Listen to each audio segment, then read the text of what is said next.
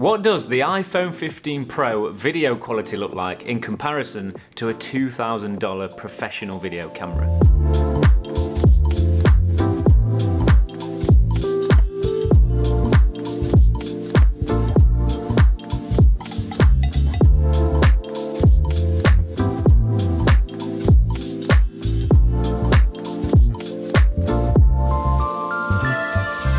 Never really been bothered about iPhone videography before, but I had a feeling that the iPhone 15 Pro was going to be something special. And I wasn't wrong, because I've been blown away by this little sausage. This little sausage.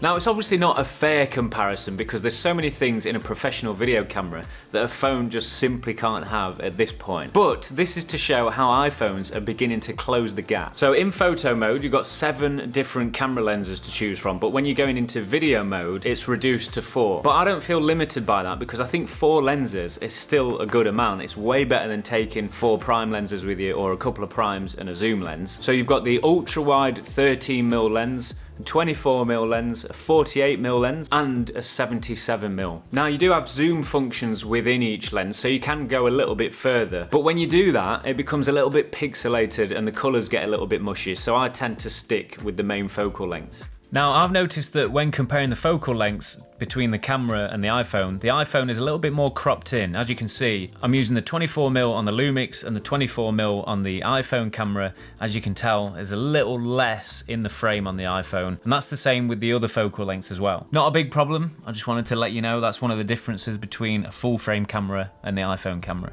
The reason why I never used to be into phone videography is because the image is just way too contrasty and oversaturated for my liking, and you've got that kind of digital look about it, so I could never really merge the footage in with my normal videos. But now that the iPhone 15 Pro includes Apple ProRes log footage, the game has changed, and that's the big difference with this phone. So when you film in log, the contrast and the dynamic range is so much better, and obviously you've got the ability to color grade, so you can get the exact colors that you want from using log. Whereas when you film in the normal profile, you're kind of stuck with the colors. You can push and pull it a little bit, but log is just fantastic, and I can't believe how close it looks to a professional camera. Now, as you can see, in comparison to the Lumix footage, the greens are really nice and natural on the Lumix, whereas they're a little bit bluer on the iPhones. And also, the skin tones are a little bit pink as well. I'm still amazed at how good this looks. There's so many times where I sit down at the computer and look at the footage from the iPhone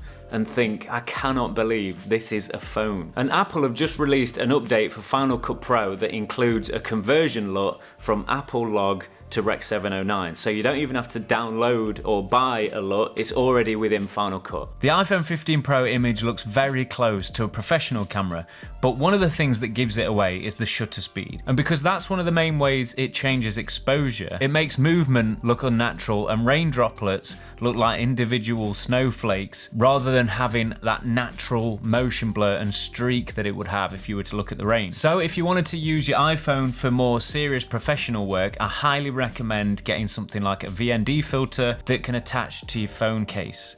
Now, Polar Pro do one of these. I think I'm gonna have to get one of those because you can actually use your full size filters that you can use for your camera on your phone case, and that's great because that means you don't have to buy new ones just for your phone. So anyway, one of these is going to make a massive difference to your iPhone footage, give you a more professional look and give you that natural motion blur. And if I'm being really picky, there's just a tiny little bit of noise and mushiness in the shadows, but overall I think it looks absolutely stunning. What I'm really surprised about is the fact that you can record log on the front facing camera as well, and this is great if you want to vlog and see yourself at the same time like you would on a camera monitor. The dynamic range is very impressive. As you can see in this shot, it looks very close to the Lumix camera. You can see all the detail in the leaves and the shadows, but also all the detail in the sky and the clouds as well. Now, I don't know the figures and the specs of the dynamic range, but it looks great. Now, the iPhone performs really well in low light, so you can see nice and clearly, but the image and the colors take a bit of a hit, so it goes a little bit mushy, as you can see. Absolutely astounded by the stabilisation in the iPhone 15.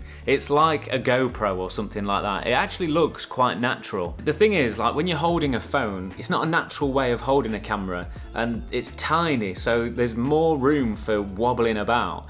but it does a great job of keeping it steady and the edges don't warp. It's just really nice. And in these shots, I was walking on uneven terrain, so I was slipping all over the place sometimes, and it still does a good job of keeping it steady.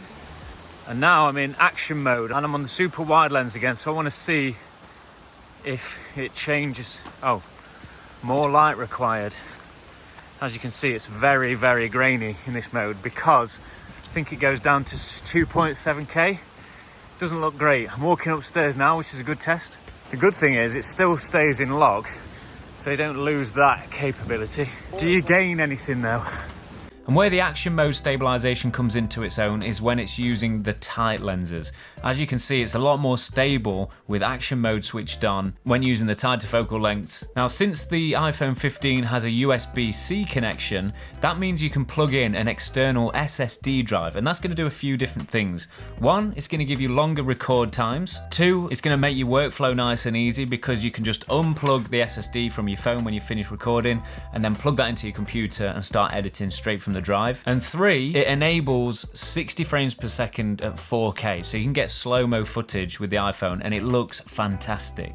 The only thing I struggle with when filming with the iPhone is if you want to get low down shots, you got to position the phone down there, and obviously you can't see the screen. That's very difficult. Whereas on a camera like this, you've got the flippy screen so you can see what you're doing a bit more. You are limited with the angles that you can get and the movements that you can get, but I think the fact that it fits in your pocket and it can go everywhere with you, that more than makes up for it. Before, I would have never used iPhone clips within a video, but now that it looks so much closer to a professional camera, I've got no problem merging the two clips because it looks great, as you can see. So this is what it looks like on the Lumix camera, and this is what it looks like on the iPhone. As you can see, they're a lot closer, and I'm just so much happier with it. So if I forget my camera or don't feel like I need to bring the camera out with me, but then I decide to get some shots, I'm not going to be worried, I'm not going to be too upset that I've only got my phone with me because it still looks great, and I can capture stunning views like this just with my phone.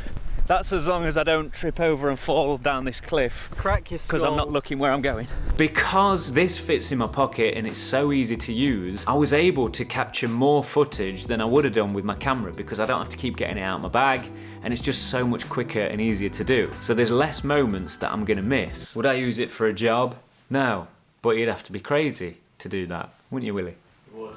There's only two main differences between this and a professional camera now, and that is the size of the sensor and the lenses, because obviously the lenses have a massive impact on the quality of the image as well. With being able to record log, we're getting so much closer, and I am I know I keep saying it, sound like a broken record at this point, but I'm astonished at the image from this. If you're thinking about upgrading to the iPhone 15, maybe you've even got the iPhone 14, would I recommend it? If you're doing video stuff, 100%. I've never been so enthusiastic about an iPhone in my entire life. I recommend trying one. Honestly, you'll love it. And I'm not trying to sell you an iPhone, but that's how good this thing is. If you want to see some more example footage from the Lumix S5 Mark II, then definitely watch these videos next, and I'll see you in the next one.